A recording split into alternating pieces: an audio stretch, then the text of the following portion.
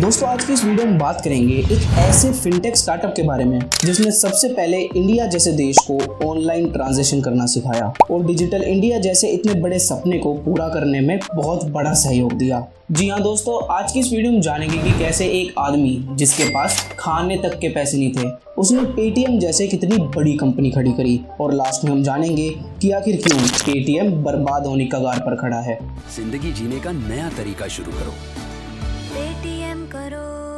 तो दोस्तों कहानी शुरू होती है 8 जुलाई 1973 से, जब अलीगढ़ यूपी में विजय शेखर शर्मा का जन्म हुआ था। बचपन से ही विजय सब बच्चों से अलग थे। वह काफ़ी इंटेलिजेंट थे और उनकी स्किल्स और इंटेलिजेंस को देखते हुए मात्र 15 साल की उम्र में ही उनको दिल्ली इंजीनियरिंग कॉलेज में एडमिशन मिल गया था। लेकिन विजय शेखर बचपन से ही हिंदी मीडियम में पढ़ते थे और एकदम से इंग्लिश मीडियम में आने के बाद विजय शेखर क्लास में कुछ समझ ही नहीं पाते थे और टीचर्स और दोस्तों की बुलिंग की वजह से उनका क्लास में इंटरेस्ट खो सा गया था। और अपने क्लास टाइम पर विजय या तो लाइब्रेरी में जाकर सक्सेस स्टोरीज पढ़ते या कोडिंग सीखते, और फिर अपने दोस्त के साथ मिलकर विजय ने indiasite.net नाम की एक वेबसाइट बनाई, जिसे 2 साल बाद एक अमेरिकन कंपनी ने $1 मिलियन में खरीद लिया था। जिसके बाद साल 2000 में उन्होंने 197 नाम की कंपनी शुरू करी, जो मोबाइल यूजर्स को people search, news, jokes etcetera जैसी फैसिलिटीज प्रोवाइड करती थी। लेकिन यह कंपनी कुछ खास नहीं चली। कंपनी प्रॉफिट की जगह धीरे धीरे लॉस में जाने लगी। लेकिन विजय ने इस कंपनी को बंद नहीं करा। विजय ने बैंक से भी लोन उठाकर इस कंपनी को चलाना शुरू करा। एक टाइम तो ऐसा आया था कि विजय की फाइनेंशियल कंडीशन इतनी खराब हो चुकी थी कि उनके पास खाने तक के पैसे नहीं होते थे। जिसके बाद कुछ पैसे कमाने के लिए उन्होंने कंसल्टेंसी और ट्रेनर का काम शुरू कर दिया था।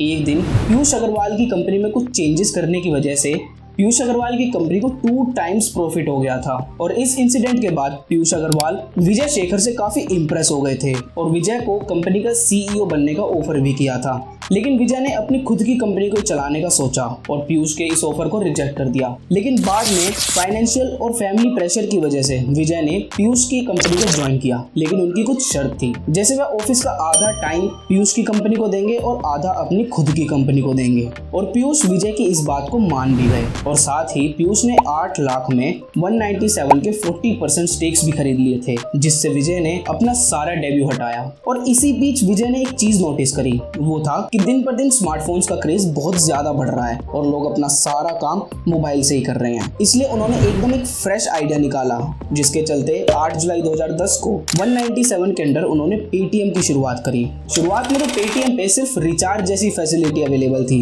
लेकिन धीरे धीरे इस पर online transaction, bill, ticket booking, shopping से लेकर पेटीएम के खुद के बैंक की फैसिलिटी प्रोवाइड कर दी गई थी। और पेटीएम को एकदम से बूम मिला डीमोनेटाइजेशन होने के बाद, और धीरे धीरे पेटीएम की लोकप्रियता बढ़ती चली गई। पेटीएम भी अपने अंदर नए नए एक्सपेरिमेंट करता गया और लोगों के बीच पॉपुलर होता गया।